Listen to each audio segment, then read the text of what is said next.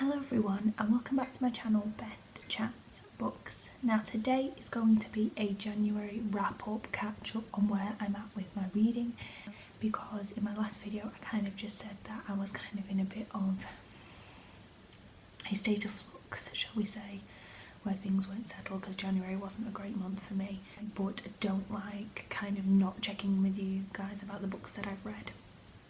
So I'm in a better headspace, so I feel like I'll kind of recap the reads that I've read in January in this video. So the first book I want to discuss is Three Women by Lisa Taddeo. I was planning at one stage to maybe do a book review on this because I have quite a lot of in-depth thoughts that I want to disclose about this book.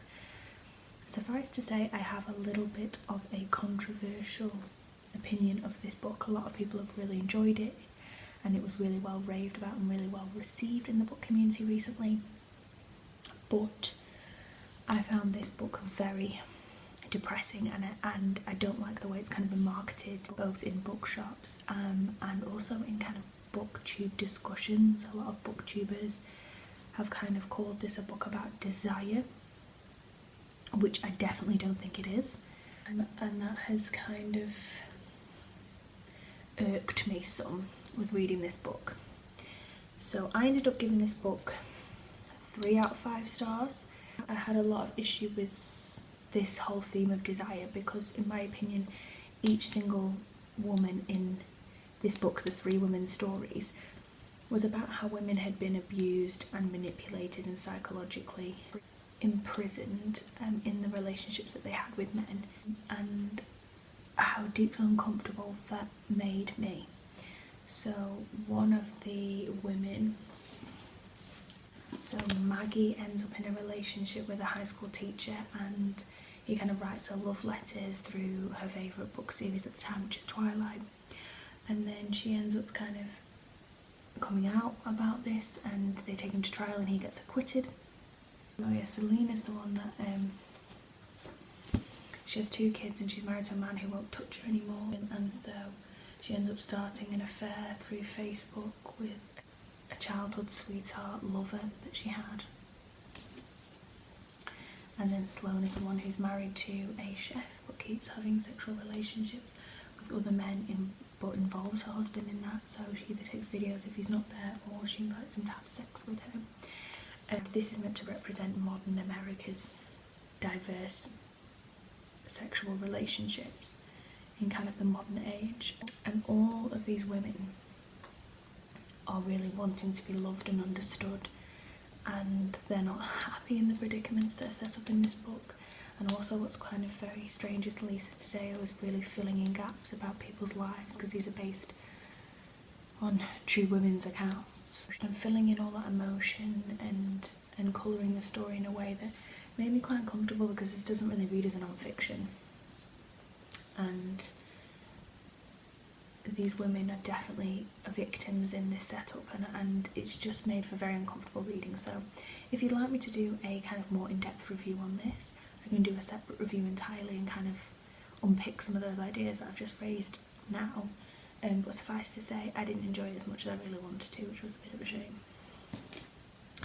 And then the next book that I read was Malmuth by Sarah Perry. I also didn't enjoy this one as much as I wanted to. I really enjoy Sarah Perry's writing, and I particularly really enjoyed The Essex Serpent. And one thing that Sarah Perry does really well is she really creates a believable kind of otherworldly Victorian-esque gothic world very well. But this book, I believe, should have been more of a novella than the length of the story. So it was 271 pages, which is quite near to the full 300, which to me is an average length of a novel. And I think it could have been cut a little bit because towards the end I was kind of losing the initial pizzazz that had been set up in the novel. So it kind of focuses on this concept of kind of a mythical fairy tale-esque fable of a woman called Malmuth who kind of turns up in people's darkest hours and kind of is encouraging them to go with her. And it's about being at your lowest ebb. I liked the fable story, but again, it didn't kind of have the legs to sustain itself as a full-blown novel. The characters were really interesting, but it was just kind of fictitious accounts of how people had encountered Malmuth, and it didn't really kind of satisfy itself. It was a great idea, but it just wasn't strong enough to be in a novel form, I personally think. Because even now, trying to recount some of it, I can't remember anything other than the concept that Malmuth is this lady dressed in like black attire who turns up when you're at your lowest ebb, and she asks you to go with her, and she's kind of not in, she's in between that concept of heaven and hell, in purgatory, always being punished, and she kind of invites people to live in that purgatory state with her. But that's basically all I can remember, so the characters didn't really leave a big impression on me, so there's that one. And then I read Lethal White, which was the final book in the series of the Robert Galbraith's Cormoran Strike crime series, and I ended up giving that one 4 out of 5 stars. It took me a very, very, very long time to read this book. I just wasn't really feeling it because of my emotional headspace, so it was really enjoyable. I really liked that we got a little bit more of Robin and Matthew's complex relationship and how Cormoran's kind of added in there as well. They didn't give it just a kind of romantic, well-rounded ending, which I appreciated.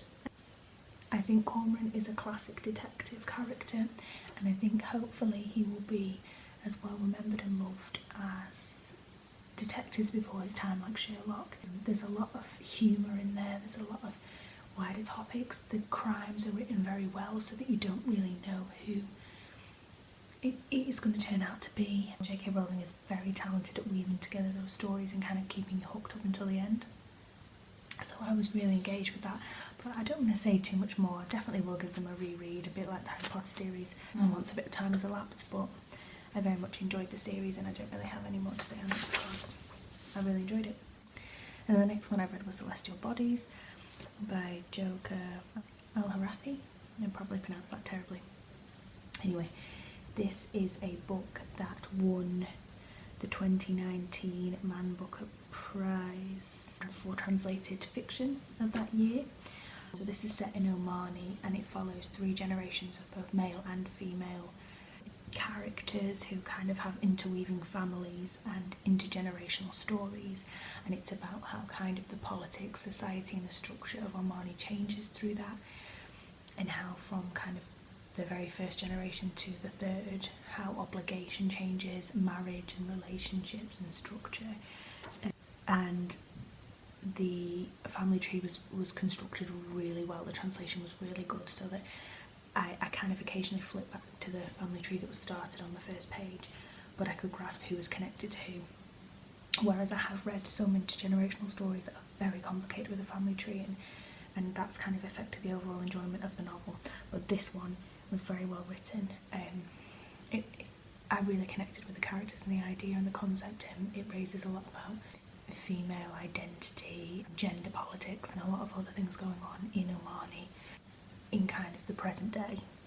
And it was just really beautifully written. It wasn't a very excessively long novel, so it was quite easy to get through, but an absolute pleasure to read. So I really would encourage more people to read it because I know it hasn't been on the radar very much in the booktube community, but I would encourage you guys, if you want to get into more translated fiction, to start with that novel because it is very, very just pleasurable and enjoyable to read. It obviously has very heartbreaking moments in it as well, but it's a very feel-good novel. So I gave that a 4 out of 5 stars. The next book I read was The Orchestra of Minorities by Chigozie Obioma. Now I can't dwell on this or give you any commentary on this because this is one of the books that I am judging for my category of the BookTuber fiction round 1. So this one and a few others, and the others I have ordered and I'm waiting for them to be shipped from the US. But this one I've taken out the library, but I can't comment in any way about this. I've got to be completely neutral, but I just thought I'd let you guys know that I've read it. But eventually, once I have judged that round and we can move on and I'm able to talk about it on social media, I probably will go back and discuss this. But for now, I'm just letting you guys know I read it. And then the next one is A Girl is a Half-Formed Thing by Emma McBride. Now I know so many people have really loved this novel, but this novel I didn't get to glean the most out of it because this is very intense reading. So this follows a girl, a kind of unnamed protagonist, who her brother has previously had a tumour, and he kind of gets sick again, and it's the demise of his illness. She's also hitting puberty at this time, so she's kind of questioning and going on adventures around her sexuality and her identity, and going off to university. This is written in a very similar way to kind of how Virginia Woolf likes to write, and this reminded me a lot of Anna Burns's Milkman, because it's written in kind of that stream of consciousness style where it's kind of just run-on sentences, and there's kind of not much punctuation at all.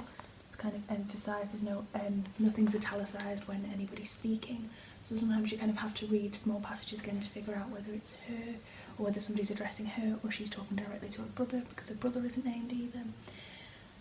So this is a bit of a challenge in terms of form and structure to read, and because I wasn't in that headspace to take on that challenge, I didn't enjoy this. This has all the potential of Milkman to be a book that I would really enjoy, and I think I will go back and reread this at some point when I'm ready for the challenge, because it is such a short book. But like I said, you have to be a very active reader with this book, and I just wasn't in the headspace to be an active reader, and so unfortunately I didn't get the most out of this book, so I ended up giving this a 3 out of 5 stars. I know so many people love this book, so I'm a bit disappointed about that, but there's that one. I'm sorry if I just looked back then, I keep hearing it creaking near my door, and I'm a little bit worried that somebody's going to walk in, but we'll just keep going. The next one is The Good People by Hannah Kent. Now, I've really enjoyed this. This has kind of helped me get back on the bandwagon with reading. So I read Hannah Kent's The Burial Rites a few years back and really enjoyed that. And this is a completely different novel set in a completely different country and time period, but just as enjoyable. So this is set in 1825 in Ireland, and during this time this is loosely based on a true event, similar to how Burial Rites was loosely based on a true event. And this follows a community of people in rural Ireland who still believe kind of in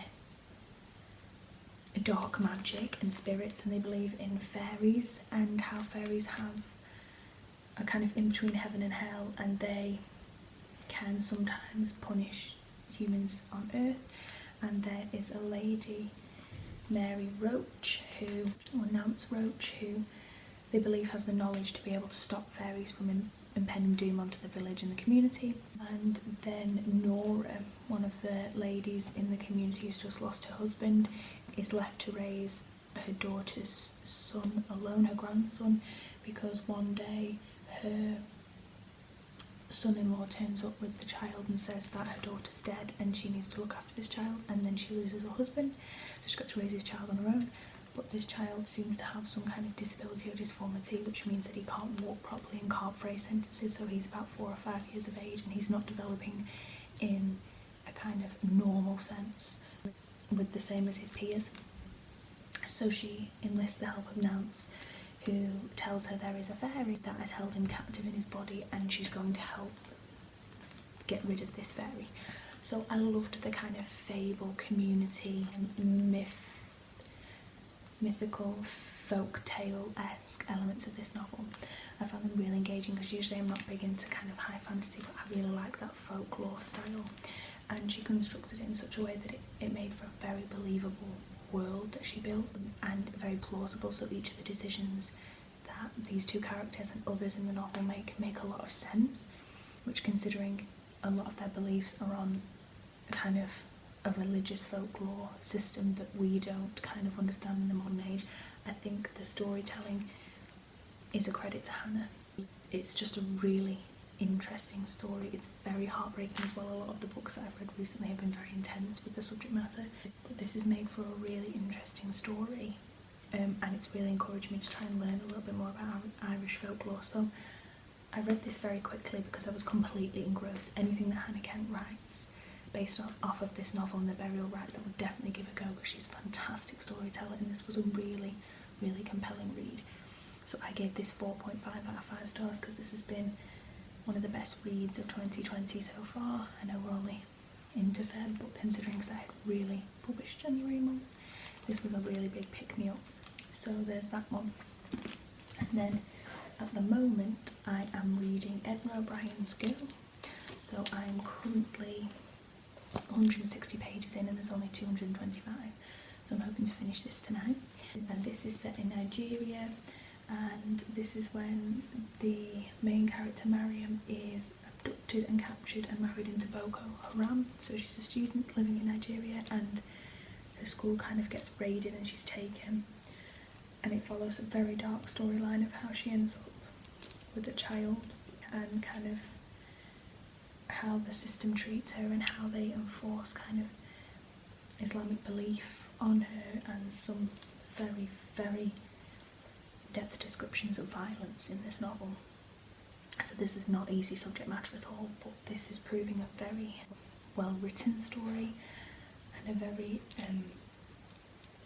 morbidly engrossing novel, if I can say that. There's a lot of these books dealt with very heartbreaking, incomprehensible violence. I've been in a lot of novels that I've read recently, but the writing has been just so fantastic, and the world building, that you really connect with the characters, and it taps into that kind of universal human connection and emotion even in the face of such adversity. So I'm really, really enjoying this one, and I hope to finish it tonight. And then I'm just briefly going to mention, just fleetingly, a few other books that I've taken out of the library that I'm also hoping to read this month. So the first one is White Teeth by Zadie Smith. Now, I mentioned this in one of my other videos, but I'm hoping to get around to this. I did notice when I took it out that the font is absolutely tiny, and the book is nearly 600 pages long, so this might be a book that I keep renewing from the library. But I don't know much about it. I know this is one of the first novels. Yeah, I think it's her debut for Zadie Smith, and I really respect Zadie Smith as an author. Things that she said in interviews have been really interesting, and I read NW while I was at university and loved that novel. I know she is very experimental, and she talks a lot about kind of London community and kind of about the mixed race experience and the black experience in London in kind of modern day London. So I'm really intrigued to read this and see what it's all about. So there's that one. And then I've also taken out Middle England by Jonathan Coe. Now, I didn't realise, I noticed when I was looking at the back of it that I think it's interconnected with other novels that he's written. So it says the story features a number of characters from the novel The Rotters Club, a book which already has a sequel, The Closed Circle, so I didn't know it was interconnected with other stories that he's already written. I believed this was kind of a standalone, but I'm going to try and read it as a standalone and see how I get on with that. So this says it follows Benjamin Trotter, who's trying to help his aged father navigate a Britain that seems to have forgotten he exists. Meanwhile, newlywed Sophie and Ian can find nothing to agree on except the fact that their marriage is on the rocks, so it's going to be quite an interesting story that kind of, I've heard a lot of people say it kind of discusses almost the Brexit issue and some other kind of politics and social issues are probably going to be raised in this, but a lot of people have raved about this, and I believe it's been on the prize. It's definitely been on my radar for some reason, but I'm hoping to give it a go. And then the next one is The Overstory by Richard Powers. I'm not going to go into this too much. It says it was shortlisted in 2018 for the Man Booker Prize here. This kind of is using the tree analogy to interweave stories between people. I know that Vintage have raved about this book in their podcast because it is a vintage book, and Lena Norms, she also works for Vintage, she discussed it on her podcast, and I've seen on her channel she said that she really loved this book, and I know that it is a really long book. Yeah, it's over 600 pages, but she said that it's a book that you can just fly through, which is really intriguing for me because bigger books do intimidate me a bit more. But I'm not going to say too much about it because I kind of want to go in a bit blind in it and see how all these stories weave together through this imagery of trees and nature. So I really want to get to this. And then I have Reservoir 13 by John McGregor. This was the book of the month at the library. This was longlisted for the Man Booker Prize in 2017. This talks about a teenage girl who's on holiday in the heart of England and goes missing, so it kind of seems like it's going to have that thriller vibe to it. I'll let you guys know when I get nearer to it. I seem to think it almost had a dystopian feel to it, but I don't know whether that's completely made up by myself. But it seems to have very rave reviews from a lot of book authors on the back. I can see that Sarah Perry has put a good comment. He's one of the most accomplished living writers, so I mean, if she heralds such praise, then I can only expect good things from this. Oh, and it said it was the winner of the Costa Book Prize as well, so it's definitely worth a read for me, so I'll let you guys know how we get on with this one. And then very, very quickly, I've got 10 minutes and 38 seconds in this strange world by Leif Shavak. I think this has been on prizes as well, on long lists this year. This is about Layla, who is dying, and we're kind of going back through her life in the last 10 minutes of her existence. She's kind of having flashbacks of her whole entire life. So that's about all I know about it. I kind of want to go in a bit blind. I know I think she might be a prostitute in Turkey. It's kind of about her life, but it seems like it's quite a short book. I think it's only under 300 pages, so I think I'll race through this because a lot of people said it's very compelling, but I'll let you guys know when I get to it. Then I have Linda Grant's The Dark Circle. This was it says the Orange Prize winner and Man Booker shortlisted author. Now I don't think this one won, but this was definitely on a shortlist. 2016 it says was when it was written, so maybe it was the 2016's Bailey's Prize. I know it was definitely on the Bailey's Prize, this book, but I can't remember which year, but it didn't win. But I know that it kind of deals with the subject matter of tuberculosis, and it says it's just after Second World War, post World War II, and about how people were getting tuberculosis and how they went through the NHS to kind of these isolated areas to be treated. And it deals with characters in there. I don't know much more about it than that, but I know it makes for compelling reading. This one was a bit of a Marmite book, I believe, when it came out. Some people really loved it and other people just didn't understand why it was on the list. So that intrigued me enough that when I saw it I thought I will definitely pick this up and give it a read. And then another one is The Bridge of Clay by Marcus Zusak. This is the author of The Book Thief. I absolutely love The Book Thief. I kept putting this book off because I didn't really know whether I would enjoy a second book, because I know this is more adult than kind of middle grade, young adult, which The Book Thief kind of was. But this follows 5 brothers, and every time I go to the library I keep seeing this, and I kept putting it off, and then I read it and I thought, no, actually the story sounds quite compelling, so maybe I should give it a go. And there's multiple copies of this in the library, so I thought, why not? So it says 5 Dunbar brothers are living, fighting, loving, grieving in the perfect care of a house without grown-ups. Their father has left them, and I think it's kind of how they develop their identity from there. So it intrigued me because it might be a kind of coming of age story that I might enjoy. This is nearly 600 pages, but the font seems to be in my favour a little bit more, so we'll see how I get on with this one. And then the final one is Lost Children Archive by Valeria Uzelli, and this was longlisted for the Man Booker Prize this year. I had a lot of people raving about this one, and like this one and The Orchestra of Minorities were 2 books that were kind of on my radar as books I really wanted to get to, knowing the subject matter would be quite heavy, but knowing that they are very well respected novels this year. And so this one says it's a family set in New York, packs the car and sets out on a road trip. They head southwest to Arizona. The road and family are together all the time, but will this be the last trip they ever take together? So it's definitely about identity and culture and society in America. I don't know very much about this book, but again I want to go in blind and just see what I think about it. And considering it's such a new novel, I'm just surprised that the library had it, so I snatched it up. So that's everything. This is a little bit of a long-winded video, but I did just kind of want to recap so I can go into February knowing I've kind of ticked everything off for you guys and we're back in the same place together. So thank you guys so much for watching, and I'll be back very soon with a brand new video. Bye now.